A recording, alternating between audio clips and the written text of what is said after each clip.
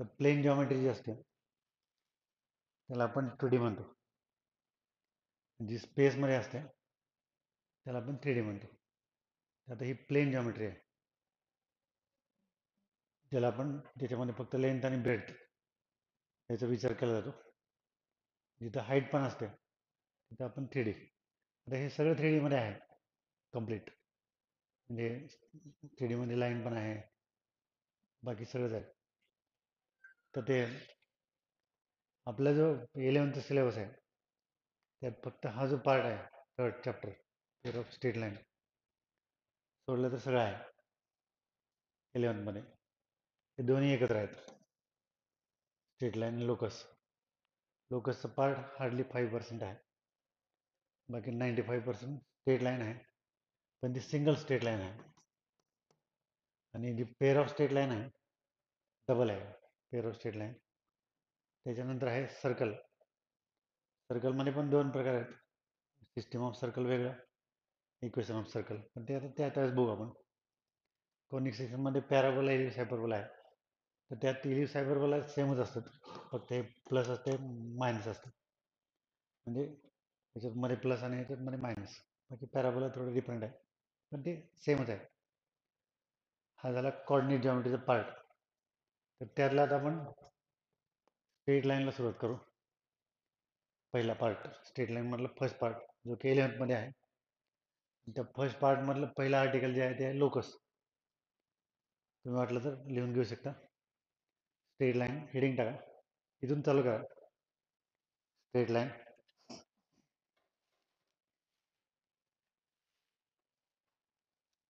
Straight line first, त्याच्यात side heading टाका. ऐकू आलं का बोललेलं, कळालं? साईड हेडिंग टाका लोकस.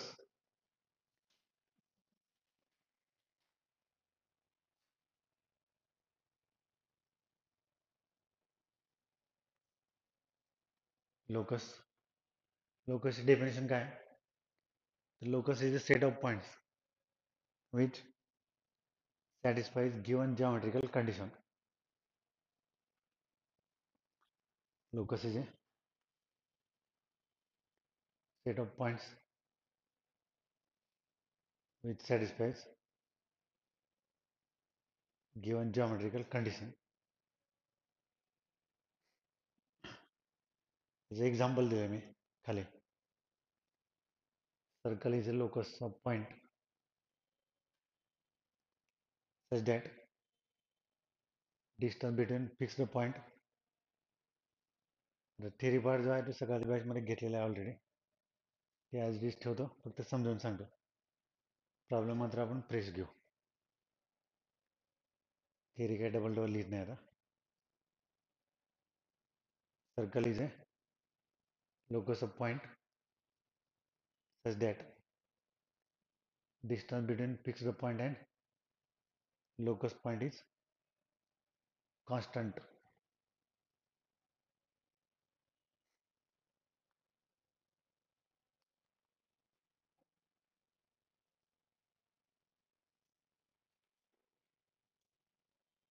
आता हे एक्सप्लेन करतो मी तुम्हाला, हे काय म्हणलंय ते हे समजून सांगतो.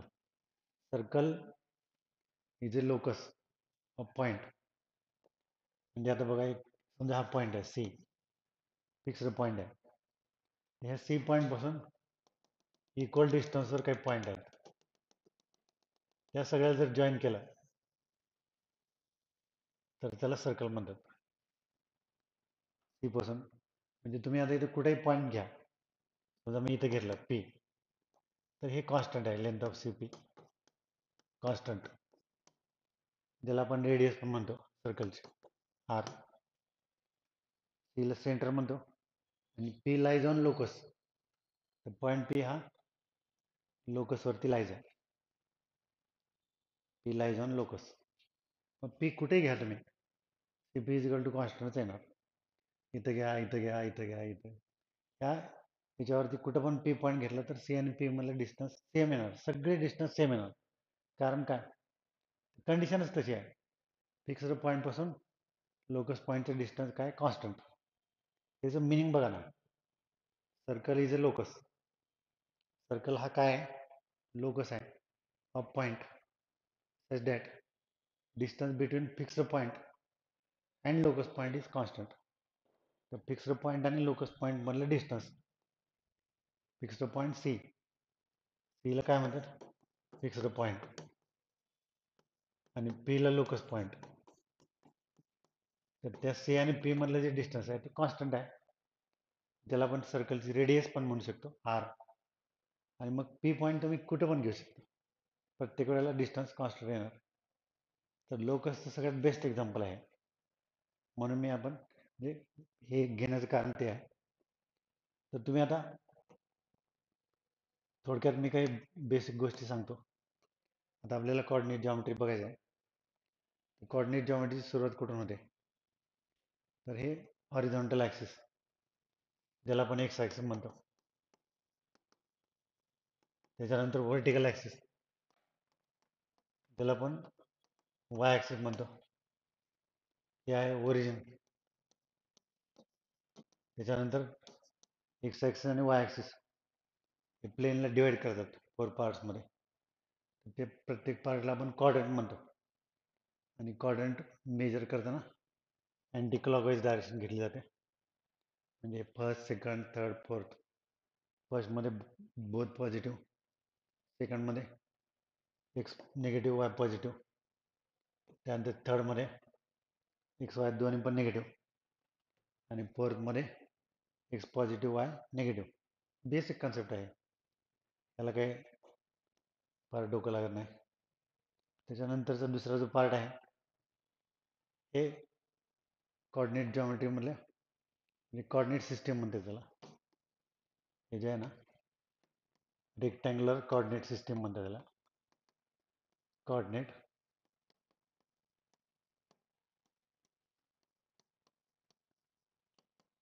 सिस्टम.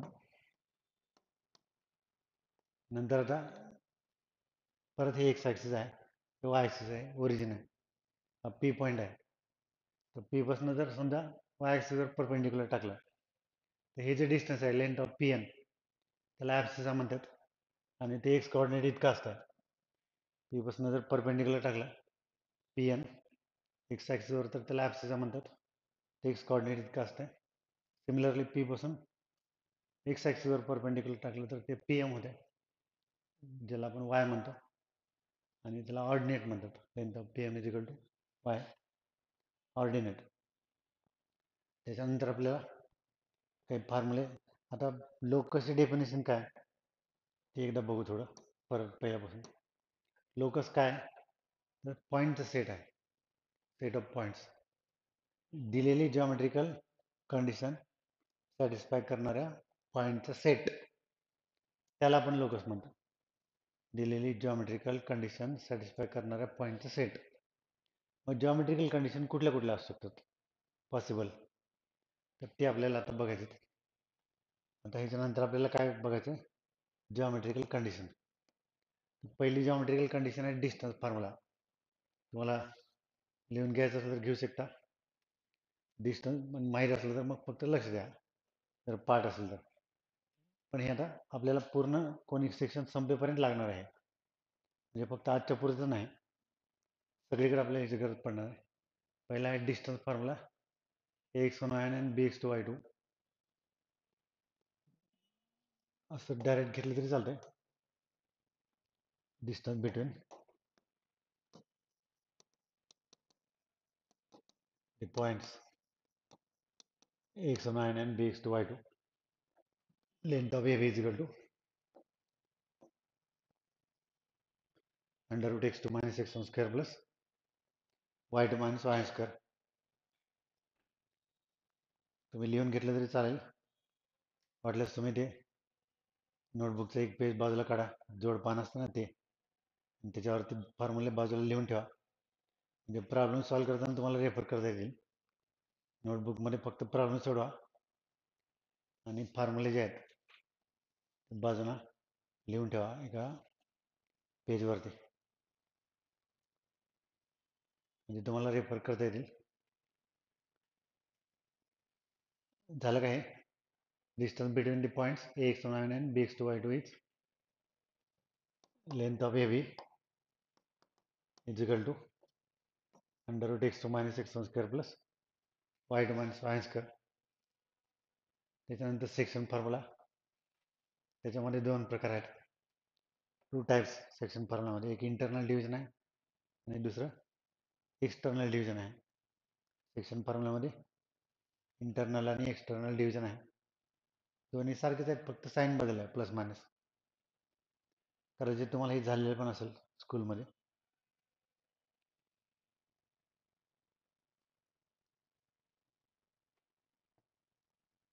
ठीक आहे ना.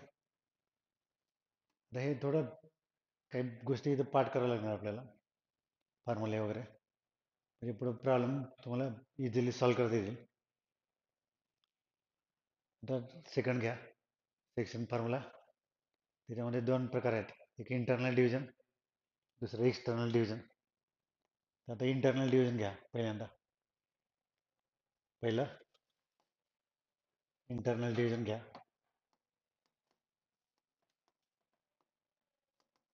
Internal division x1 y1 bx2 y2 c divides segment AB internally in the ratio m is to n. C divides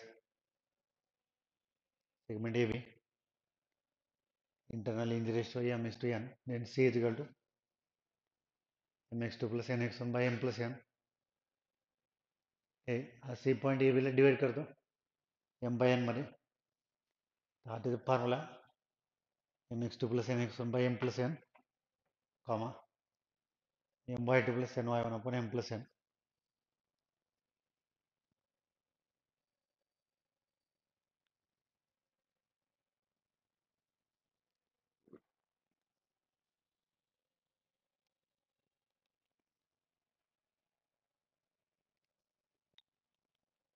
झालं का?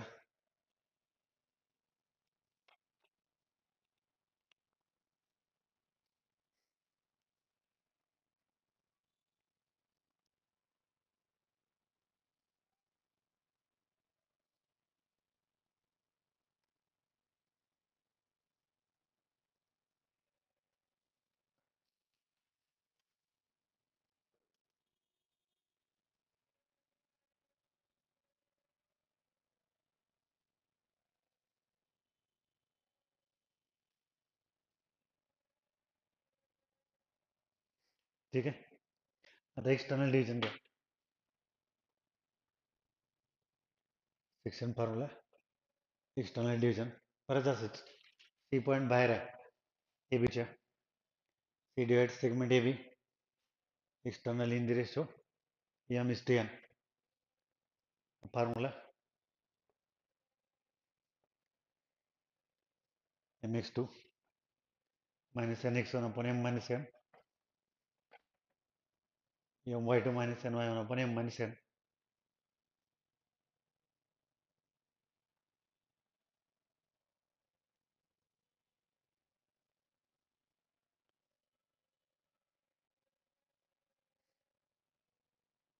ठीक आहे, समजते?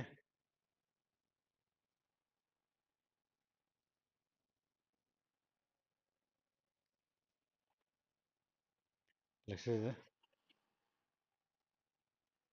C ची coordinate mx2 minus nx1 by m minus n, my2 minus ny1 upon m minus n. पहिला distance formula झाला, नंतर section formula internal external division झाला. त्याच्यानंतर आता मिड पॉईंट फॉर्म्युला आहे.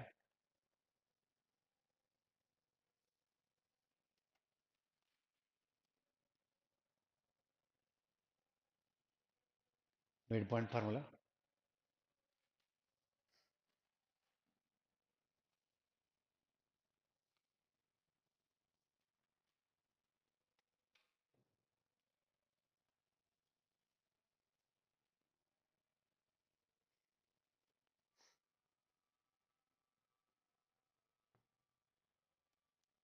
the midpoint.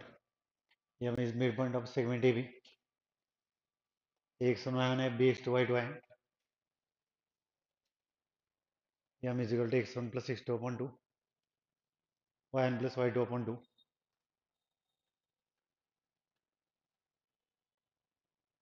हे सगळे बेसिक फॉर्म्युले आहेत आपल्याला लक्षात.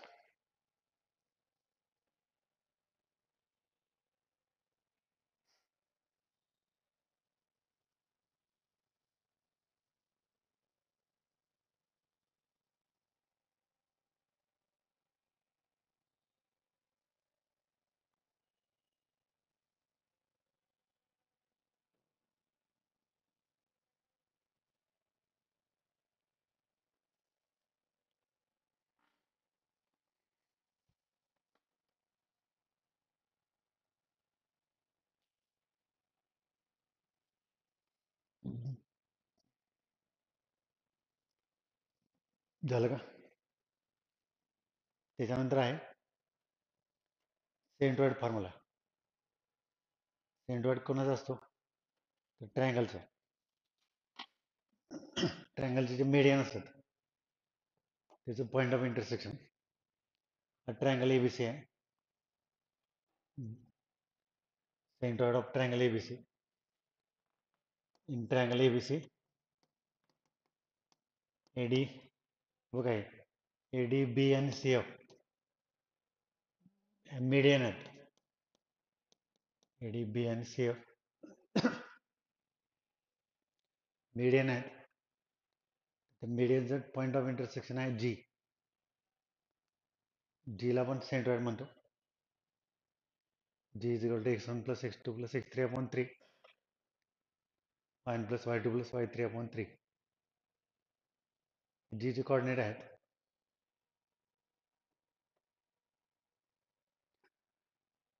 हे x1 plus x2 plus x3 upon 3, y1 plus y2 plus y3 upon 3.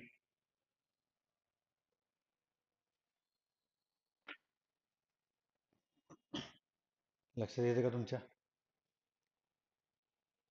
काही कळाले? हे सगळे फॉर्म्युले आहेत.